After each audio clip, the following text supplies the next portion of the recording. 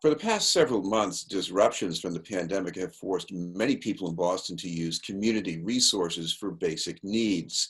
In a way, this could be a precursor for what's expected from climate change. That also explains the recommendations for resilience hubs in Boston's neighborhoods by the Conservation Law Foundation and communities responding to extreme weather. To tell us about their new report is the Foundation's Climate Justice and Community Resilience Policy Analyst, Saritha Ramakrishna. Thank you very much for being with us, Saritha. Hi, yeah, thank you, Chris, for having me. Saritha, I want to start from what's going on in Boston very recently, and maybe even at this moment, with kind of community resilience in response to the pandemic. What does that mean? Yeah, so I think what has happened over the last few months has demonstrated basically the importance of neighborhood networks and community networks, and I think what is oftentimes called social resiliency or social infrastructure, a thing that a lot of people are talking about in the space as far as climate change goes, but is very clear now during the pandemic, where you've seen folks within the city of Boston really step up within their civic institutions to, for example, deliver meals, to serve as supply distribution areas, to provide education for people as the information about the pandemic has been changing throughout the month. So I think that as we've seen in the emergency that we're in now, neighborhood networks from places of worship to schools to community centers, these are places that have long served the community in an everyday capacity, but have really since served the community as far as emergency response goes with the pandemic. And an important part of this is communications, because you have to reach out to people who might not have internet connections. English might not be their first language. So you need other people to do that, right?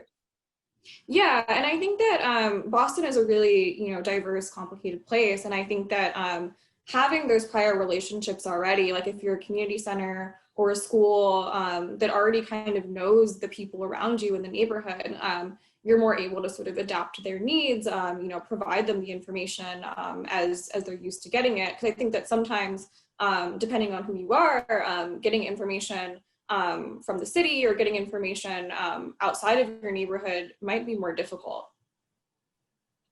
Well, transpose this, as your report does, to the year 2070, because what kind of disruptions are you looking at down the line in terms of either flooding or heat island effects? Sure, yeah. So I think that there's a lot of literature out there about climate change in Boston, and I think that the two hazards that we specifically focus on are extreme heat and flooding. Sorry, I wasn't sure if I cut out there. But basically, those are the two hazards we focus on. As far as heat, you're going to see a lot more 90-degree plus days going upward to that window of 2070. And that's really problematic for folks, especially those who have respiratory chronic illnesses, elderly people that are not able to as easily respond to extreme heat because it's a stressor on the body. And on top of that, there are a lot of folks that don't have air conditioning, perhaps are in poorly insulated buildings that are not able to, necessarily seek shelter, in the best way. So as far as flooding goes, you're going to see increased sea level rise.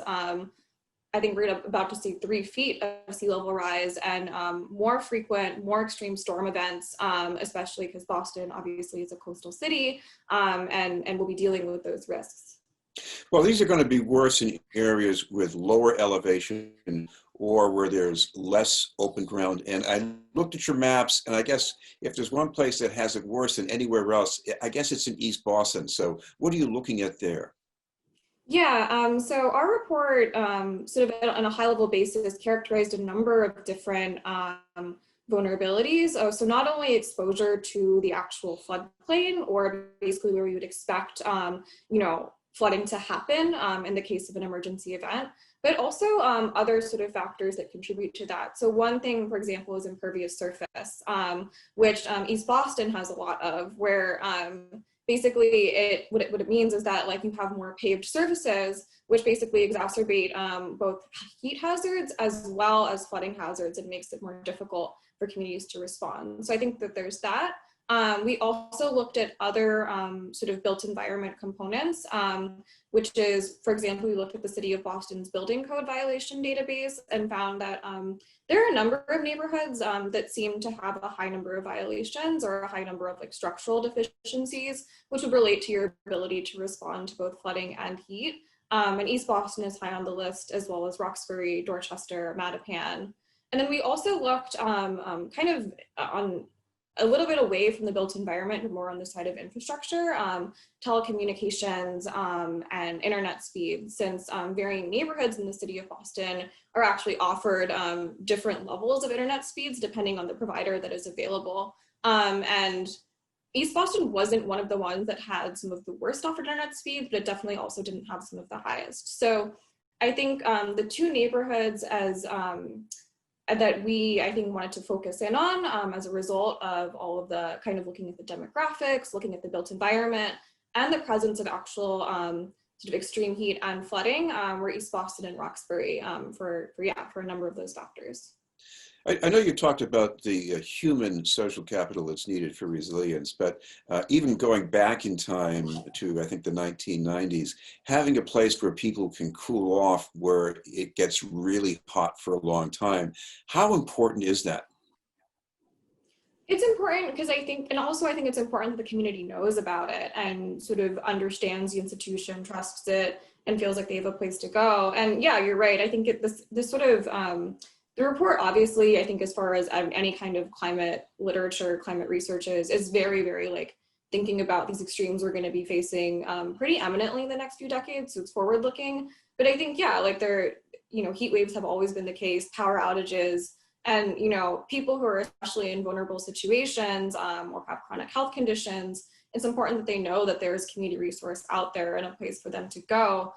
So yeah, I think what you're referring to is even prior to thinking about the establishment of resilience hubs, which are a relatively new concept, cooling centers are something that I think a lot of people are probably pretty familiar with, which are basically city operated or community operated places where during extreme heat, people can go and, cool off, get some water and feel like they have some respite from that, so. Well, the obvious places to equip for this would be a community center or a branch library, but do we have enough of these places already? Do we have to sort of expand the capacity, even for physical infrastructure?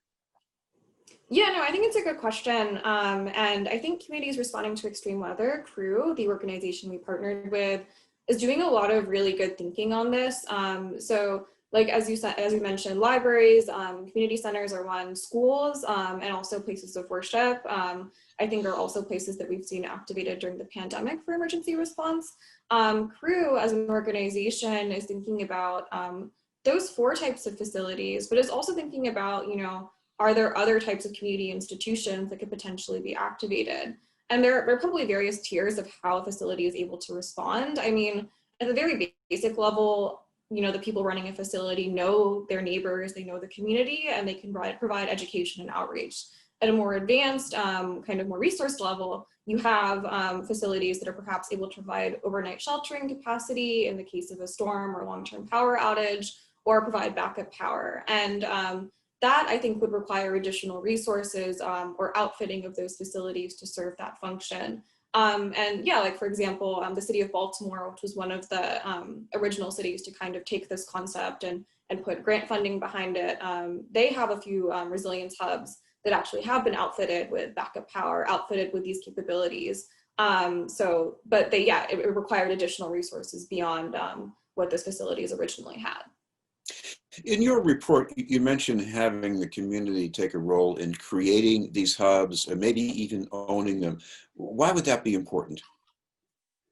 Yeah, and I think that this sort of brings us back to the concept of social resiliency and social infrastructure, which is to say that I think that when these things happen, people really respond at a neighborhood level. There's mutual aid networks, there's community institutions. And so people are really, when they think about like how to respond to disasters and emergencies, I think that they look to the people around them. I think there's, people's neighbors are each other's first responders. So I think that in providing the community both ownership and resources to kind of do this work is important because there's such an existing capacity there, or civic capacity. And I think that that's important too, because I think that when we think about climate change and we think about environmental hazards, they can oftentimes seem like really just sort of like institutional, big, abstract problems that people don't have any ownership over.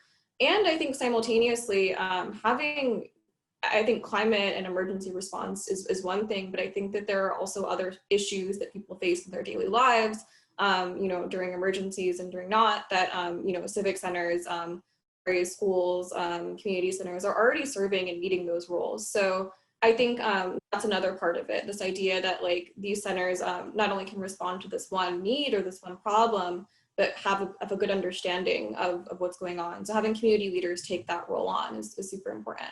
I want to ask you something about the timing of this report. A little more than 10 years ago, after the previous economic downturn, people in the city were looking very seriously at closing down some of the branch libraries. You have this report coming up now, we're having another downturn, and I'm sure there are going to be some budget austerities coming at us pretty soon. So does that affect the timing of this report in a way? Yeah, I think this report, we were doing all of this work over the summer and trying to think about, where it kind of fell in terms of like the current discourse and the current moment.